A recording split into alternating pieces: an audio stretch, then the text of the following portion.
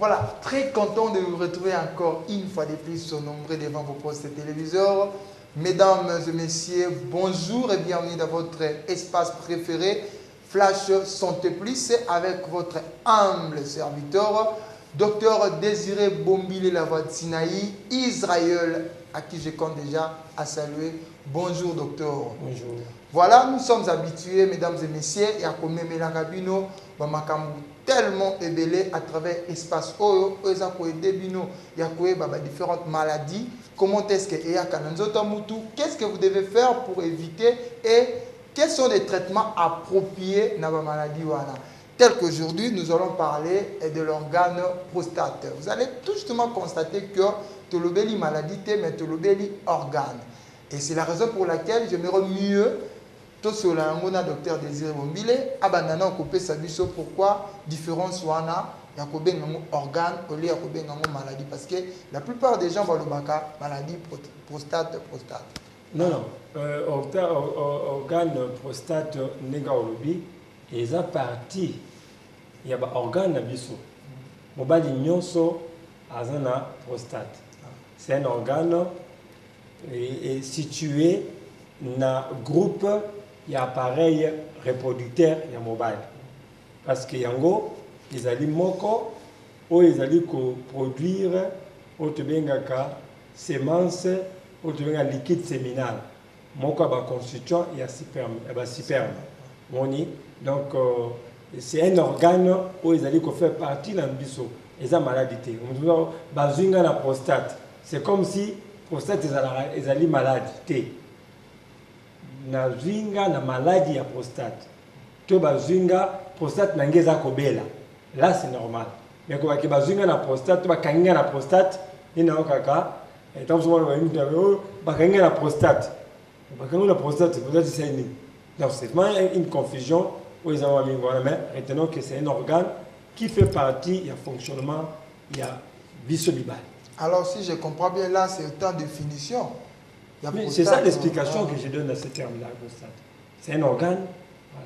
Voilà, vous devez déjà retenir parce que bon, on a une confusion compte tenu la prostate, la maladie, mais non, les maladies, ils ont déjà organe. Alors, docteur, prostate, ça a été la maladie. S'il faut parler maintenant. Oui, merci. Les alliés organes, moi, quand ils mon aîné, et maladie, il y a dengue. Mais mingi, à se retrouver devant trois sortes de maladies. Maladie liboso tobengaka yango prostatite. Prostatite et koloba inflammation ya prostate. C'est-à-dire aza infecté na ba microbe. Ba microbe ekoti et enflammé yango. Yango tobengaka yango prostatite. Tozapena tobengaka hypertrophie. Hypertrophie, c'est-à-dire augmenter volume. C'est-à-dire volume na ye aza sur na volume normal té a commis trop développé. A vimbi koleka yango pe ezali moko ba maladie oyo azwaka yango ndio mona soki moto prostate vimbi vi place oyo azalaka situé na kati ya organe na biso lokwa azala likolo ya urètre ako comprimer canal wana ya masuba ebimaka tanto batikami ba symptômes ya bato bazwa atteinte tomona yango alors déjà volume est augmenté. Mais tant que souper, maladie de Missa Tozogaye a recouvert un cancer. C'est-à-dire que la cellule cancérigène de Gotami peut se développer. Et à côté de tableau, il y a la phase d'abord primaire, bâtiment primaire, ceux qui ont mal soigné, et côté de secondaire, et puis il y a le métastasage et pas dans d'autres mouvements. Donc voilà un peu, on va dire, et prostatite, inflammation, hypertrophie à Vimbi ou bien simplement à du cancer. Alors docteur, avant toute photo le bilan au état Bassignon, j'aimerais mieux poser cette question de curiosité. Comment est-ce que Moutou prostate est à Moutou? Donc qu'est-ce qui fait que Moutou a une maladie à prostate?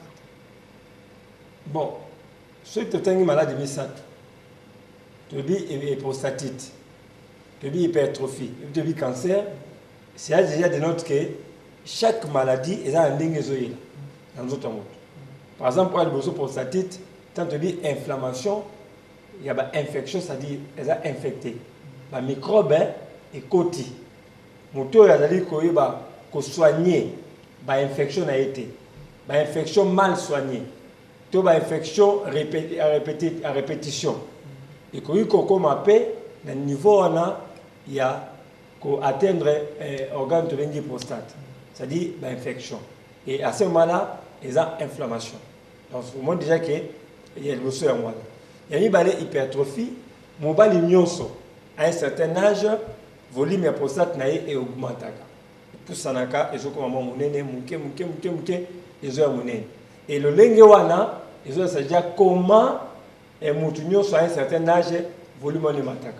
Nous sommes volume de komata, les gens ont comprimé et retraité, canal makila. Nous sommes soupés, aux hommes qui ont comprimé et retraité. Donc, et à Misato, au Tobengi Bongo, Timer, prostate, il y a un facteur les allées belé, et l'ocorolia. Et qu'on peut savoir sur cancer, et absence prolongée dans la scène et la sexualité quand on éjacule moins. Parce qu'il faut noter que l'homme est appelé à éjaculer 21 fois le mois. En raison, il y a 4 éjaculations par semaine. Donc, ce que vous allez mouquer, c'est 16. Ce qui est belé, 21. Alors, quand on n'éjacule pas, c'est ceux qui disposent et bima. Ils ont bimaté, ils ont stagné au niveau à prostate, ça peut créer des cellules cancérigènes. Alors, excusez-moi, docteur, de vous arracher la parole à ce qui concerne l'éjaculation. Ceux qui ont passé rapport sexuel la prostate. Or, yolobi manque un rapport sexuel, la prostate. On a besoin de partager même opinion. On partage même opinion parce que nous avons apporté science. Quand je n'ai pas d'éjaculation, je n'ai pas de rapport sexuel. Je n'ai pas d'éjaculation. Ok? Il y a une différence entre éjaculer et puis faire des rapports. Il y a des gens qui font des rapports sans éjaculation. Au moins, par exemple, à Zui, à Meni Bakissi, il y a Makassi, Bakissi est bloqué le canal éjaculateur. Ok? Azo éjaculé souté. Azo éjaculé, Azo éjaculé, Azo ça va rapport mais sans éjaculation. Et ce problème, cette personne finira par tomber à la prostate. Et alors que Zui, on va robinet la biso. Ce au kangi, comme il y a souka, au forcé, la filière est katani, et comme on collecte sa maille. Niti va glodé ça là. Alors, au moment là, la filière en des années, et katani. Alors, ce qu'on a en la prostate pèse en négoine. Tant que vous avez ça, qui si mon cause il y a bloqué le canal wana. Au ça par rapport sans éjaculation, à ce moment-là, on a un risque de la cancer prostate parce que on a la mine aux éjaculés. Je parle bien d'éjaculation et non rapport. Il y a des rapports sans éjaculation. Ce n'est pas ce que j'ai dit. L'homme doit éjaculer pour se libérer. Si vous n'éjaculez pas, vous tombez dans les mauvaises pistes. Alors, parlons directement des signaux. La prostate. Oui, ma signe wana et se retrouver dans tous les 3 cas. Et ça il y a le bosso, autobengi à prostatite, hypertrophie, voire un cancer. On a presque même signe moko, bien que moi différence parce que avec les premiers, il y a beaucoup plus de fièvre. Hein? Avec prostatite, la fièvre c'est vraiment mingi, mais comme le bosso il y a une miction, ma souba est commis fréquente, mais avec interruption. Vous avez une difficulté à faire souba, et puis si vous subi, vous avez une sensation que ma souba vous est ticalé. C'est-à-dire que vous avez mouké. C'est-à-dire que vous avez mouké bimi, vous avez un souba, vous avez un souba, vous avez un souba mouké. Précieux zate, il y a un mouké. Vous avez mouké et le sous. Ok. Mi na boutou. C'est un signe que prostate a un problème. Il y a mis balai douleur pendant les rapports. Si vous éjaculez, douleur macasse. Mon souper écoute mon cycle comme moi la même que azali ko suba makila. Quand on subi makila ça ko accompagner. Comprenez? Mon souper à cause dans le tableau oyo azo senti douleur makasi le niveau pubis. Ok?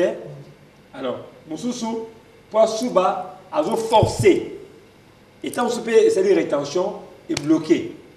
Mingi ce qui augmentation volume mais makasi et ko comprimer voie ya urètre wana moi ma soule de maté au moins ba ko tia motu sonde pour que et ça que évacue en sous ban nzela ya sonde parce que voie on allait comprimer voilà un peu mon signaux mike o mona naka tant motu allait affecté éjaculation douloureuse miction douloureuse fréquente il y a masuba na butu voir aussi ba difficulté musu c'est ça la maka masuba zo ko bima mobimbate ndam voilà.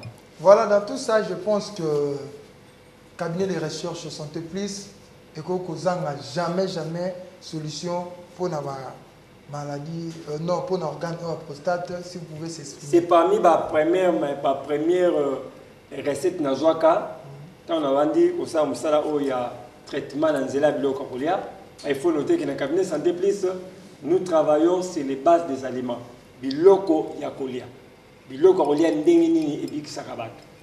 Alors na niveau wana ndé na niveau cabinet santé plus tozali na ba aliments oyo to lobelaka oyo sungaka biso na likambo na prostate ndakisa tondolo ndakisa mbika ndakisa pastèque ndakisa anana pe bongo na bongo mais mingi tozali na produit de bengaka prostandine ezali conçu à base ya biloko kolia oyo ezali ko soigner maladie to benga kombo ya maladie et atteindre la prostate. Alors prostandine le prostate wana utna prostate donc tout ça qui a vraiment la conception na pour na yango mais eza diurétique rôle naie ezaka beaucoup plus tout autour ya organe biso génitaire parce que eza antiviral et combattra ba virus et combattra ba infection eza antifongique eza antibactérienne ezali pe diurétique c'est-à-dire permettre à moteur suba mingi et augmenter volume ba suba pour na ko évacuer yango et ezala prescrit kaka pour la première prostate même problème ba rein même moteur ezali affecté na problème ba rein to côté qui peut na prostandine comme traitement pour na ko soigner. Voilà un peu apport ya cabinet santé plus par rapport à la maladie autobengi ya atteindre la prostate. Voilà, la santé n'a pas de prix. Venez de suivre ce que le docteur Désiré Bombile a dit concernant cet organe prostate. Vraiment, c'est très capital pour vous, mesdames et messieurs. Ceux qui vont se retrouver dans le tableau déjà, vous hésitez à rejoindre Bisso sur 4e rue Kimbangu Mariano. Là, vous avez vraiment ma précision sur Déjà, si vous avez aimé cet espace d'aujourd'hui, n'hésitez pas à manifester votre gratitude à tout en remerciant l'équipe technique du cabinet Santé Plus qui nous tient à nous accompagner chaque jour. D'ici là, portez-vous bien. Je vous retrouve demain. Au revoir.